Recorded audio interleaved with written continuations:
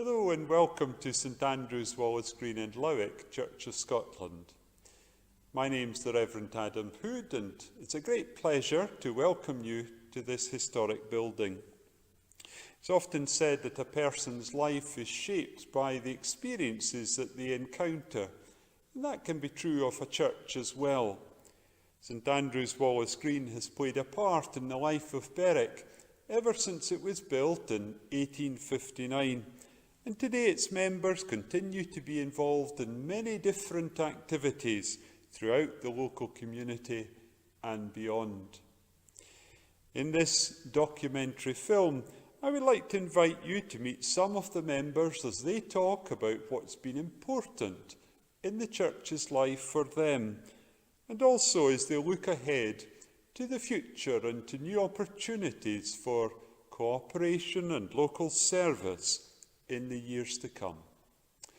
I do hope that you enjoy the documentary.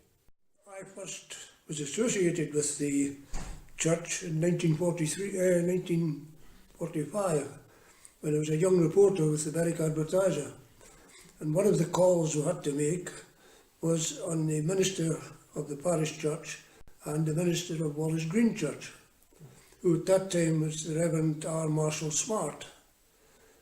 And I found him very helpful, very kind, and straight away I learned from him that Wallace Green was known as the friendly church. And I've never had any reason to change my mind about that. It's a really wonderfully friendly church. Presbyteries didn't, I understand, open up to the newspaper people, but in Berwick's case they did. Wallace Green was obviously the largest church and the biggest congregation, and it had a terrific impact on the whole area. I first came to a regular Sunday service in St Andrew's, Wallace Green in 2004, not long after the Reverend Paul Sewell had come into post. I hadn't planned to come, but I was involved with the Berwick's annual border marches and found myself with a couple of hours free. I was kitted out in all my walking gear, boots, etc., so not really dressed for church. But one thing that struck me was that nobody raised an eyebrow about how I looked, and I was welcomed anyway. This church is a significant building in Berwick, standing clearly on the skyline and visible from some distance. Its history and its role in the town is also significant, and I like that it is able to host big events, bringing people in who otherwise wouldn't come here. I do wish we were able to be open more often to allow people to come in both when it is quiet, for a period of escape and meditation, as well as for those special occasions. I think for me it's when I first came to the church for the first time and everyone was so welcoming and quite a different experience for me, and it was quite warm and something will really stick with me, how lovely it was on that first kind of day I came.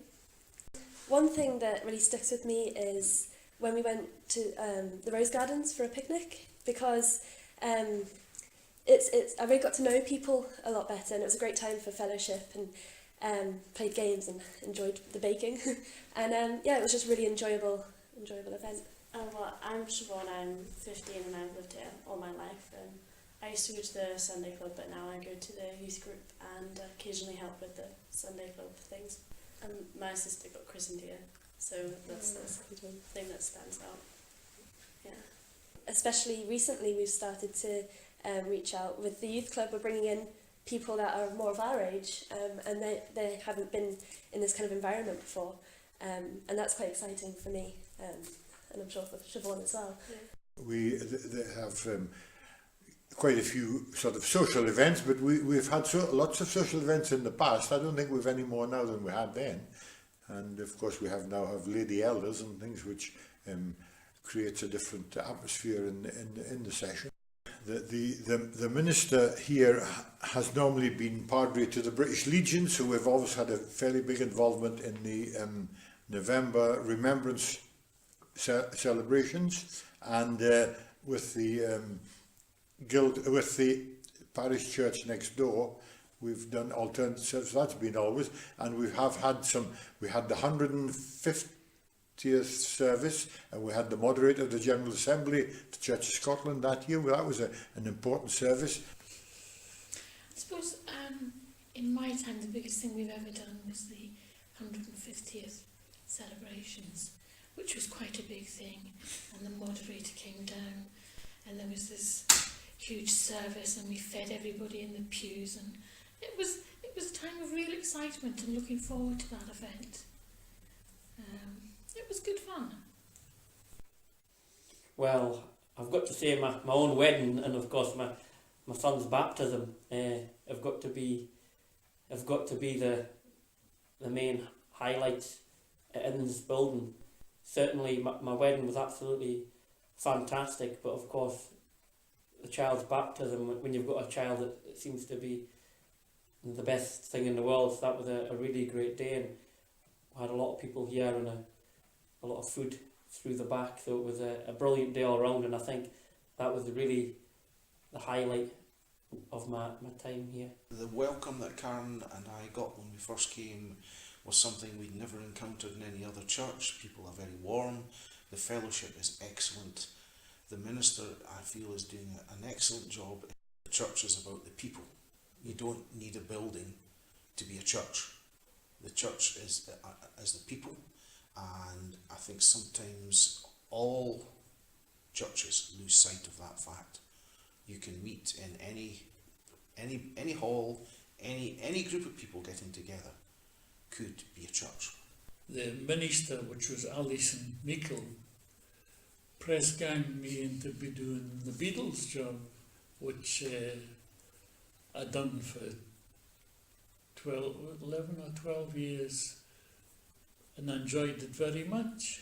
I really enjoyed it and got on well with all the visiting groups and that, like the guild, the bowlers, everything that was involved with the church, and really got on well with them and really enjoyed it, and was reluctant to pack it in, to be quite honest.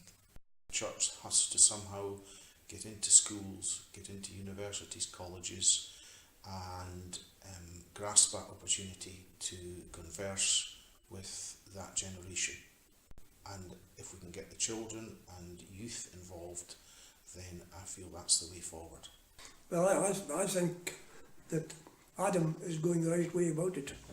He's very, very good at encouraging youth. He's formed a youth club.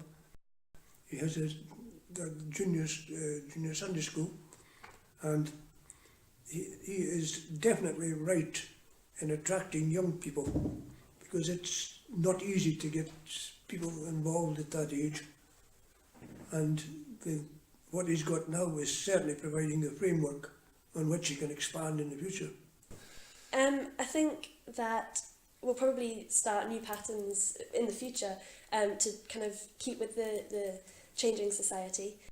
A lot of people maybe can't come on a Sunday now because work and things like that, and maybe we'll start to do things during the week that people can become involved in with the church. Where I see it in the future is adapting to modern needs without losing sight of the gospel message.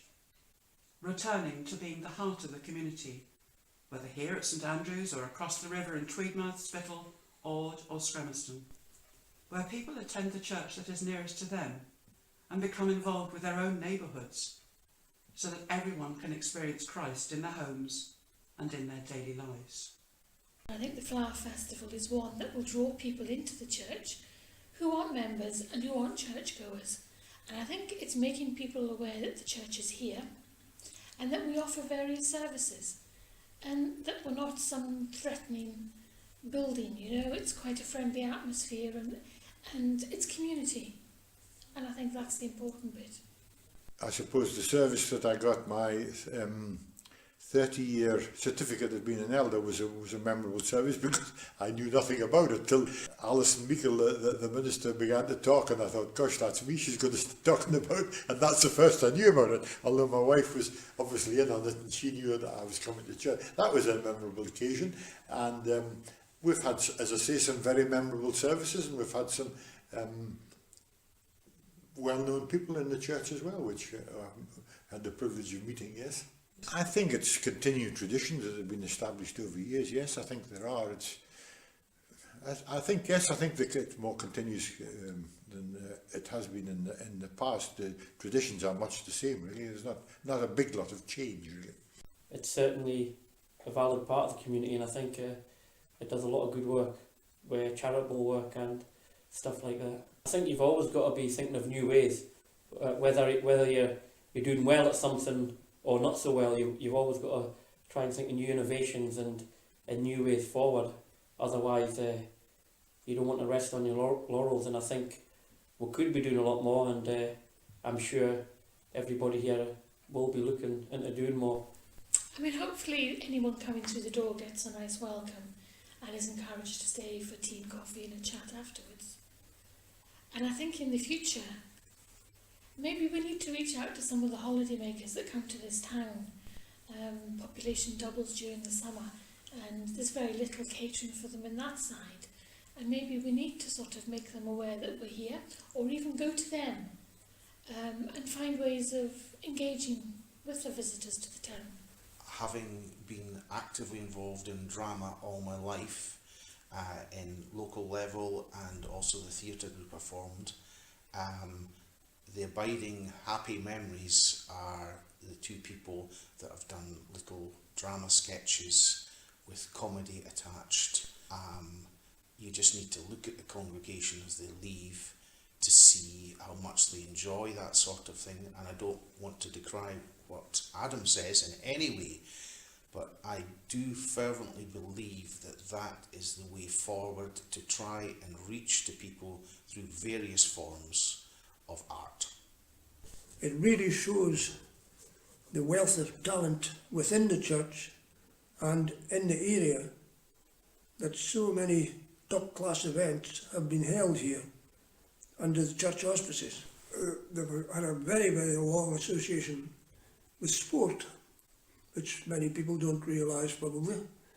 They were the official club for Berwick Rangers Football Club for many years. When I was young, in the post-war 1950s, the church was very much the heart of the community.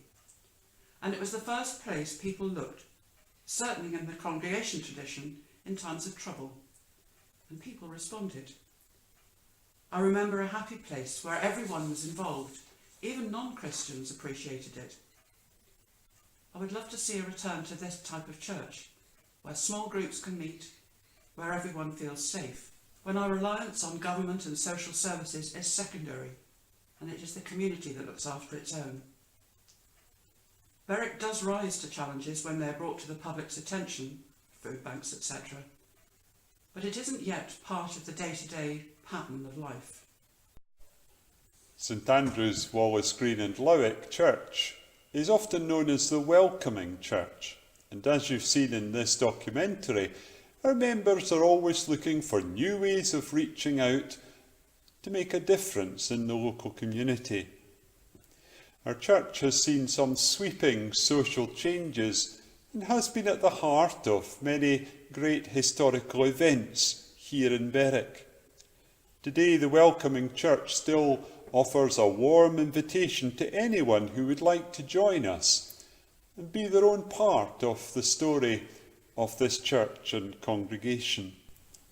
I hope that you've enjoyed this documentary and that we'll have a chance sometime soon to welcome you to our church. Thank you and God bless.